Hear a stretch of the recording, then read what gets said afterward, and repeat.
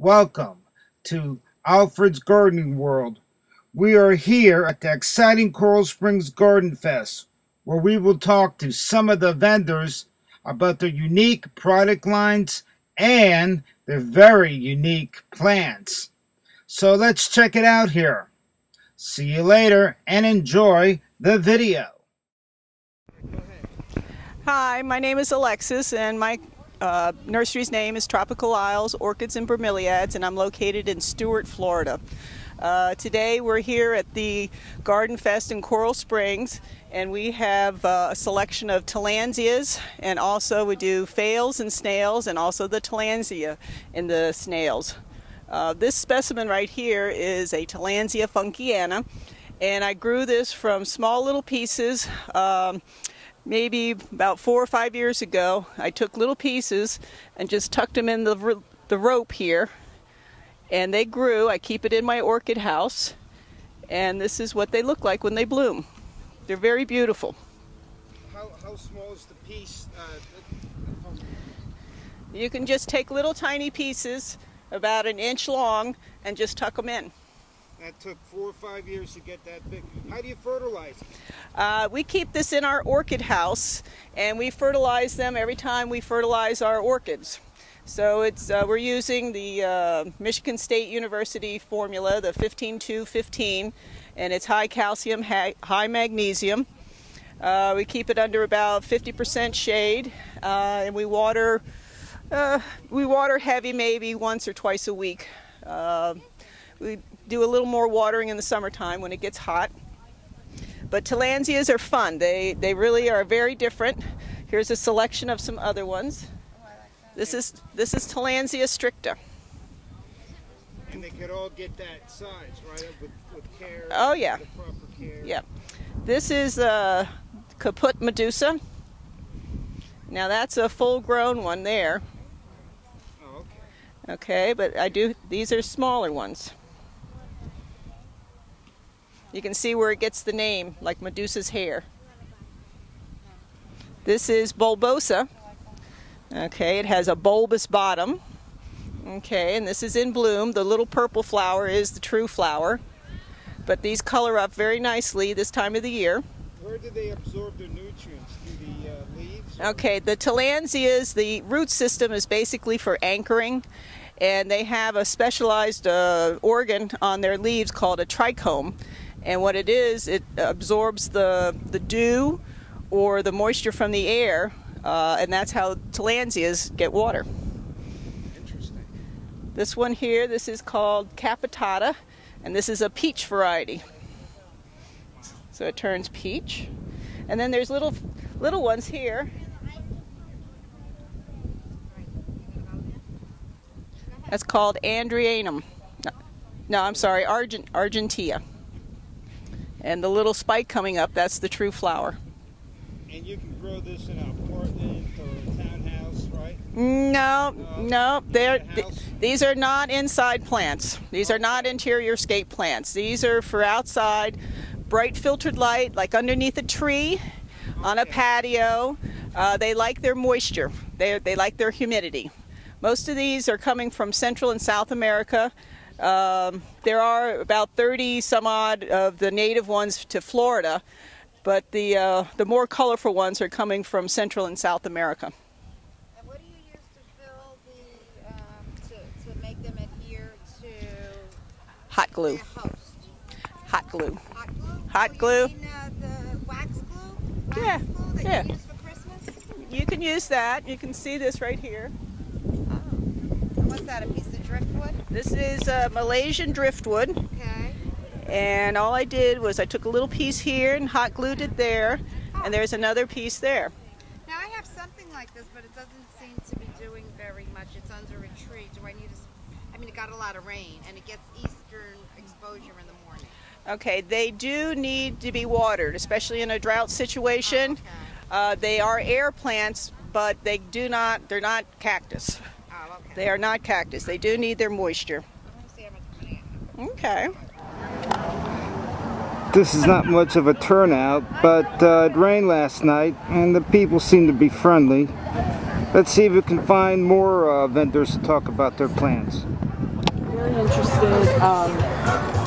I'd definitely like to set this up. Maybe we'll do it for the... How you doing today? My name is Steve Fuller. I'm here to introduce the new garden stick. This is the complete garden stick. We've designed this to be able to grow on patios and porches and balconies, especially where space is hard to come by. This is a very easily system to do. We can grow multiple vegetables, herbs, and just about in flowers as well in this. It's a great system. This particular system is filled with soil in the middle. We use a slow release fertilizer in the soil to give it a long-lasting feed, which normally feeds for 4 to 6 months.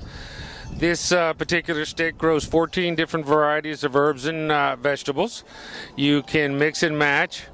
We have various watering kits, one of which is has a hose system that goes on your hose bib with a small shower head that drips into the pipe. And we also have a 2-liter bottle system that you can fill up and put on there once a day to water as well. Or you can just water them with a bucket, either way. These are great gifts, and they work really well and make gardening very easy. All right, thanks a lot. Thank you very much.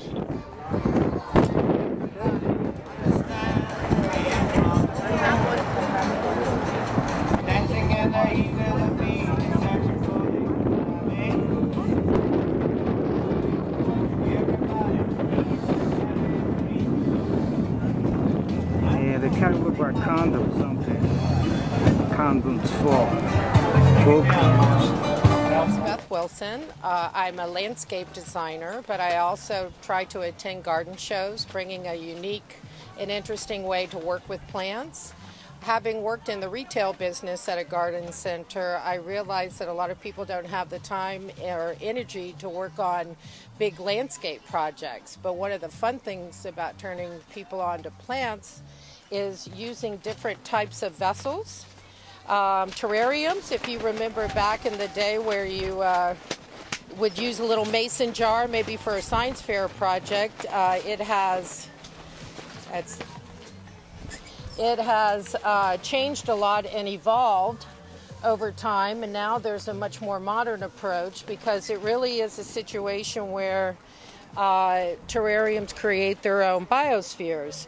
Everything that they need in air and moisture is contained inside of a glass container. There's also open plantings in glass. You can make it very interesting by layering different types of rock and natural materials that you find. One thing I love about planting in glass is that you get to watch while you water. The most common mistake that people make is that they water too much. So by planting in glass, you get to watch as the water trickles down, and you know when to stop because you're just watering the root bulb. And so this is a really interesting. You can have this on your desktop, you can have it in a bathroom, you can have it in a kitchen, and it just takes a few minutes of maintenance and periodic watering. Plants grow much slower indoors than they do outside, and the thing that you probably most important is you want to mimic nature a little bit. Giving it a little mist to create a little bit more humidity in your home is a wonderful way to maintain these.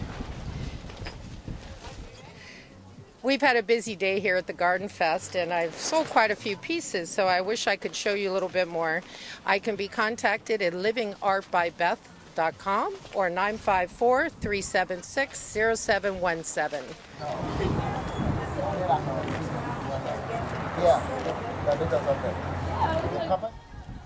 Hi, my name is Paula Wagner, and I run Magic Mona's Plant Emporium. And these are Nepenthes, or tropical pitcher plants. I grow 2 different varieties, and these actually catch and eat insects in these pitchers. They collect water, and into the water is a pheromone which draws the insects. They land on this lip, and then they fall in because it's very slippery. Once they fall in, there's liquid in the bottom, and into that liquid they fall and they drown. Then the liquid starts to break down the insect until it becomes insect soup. Then the nutrients become absorbed up the stem like an umbilicus to the plant itself.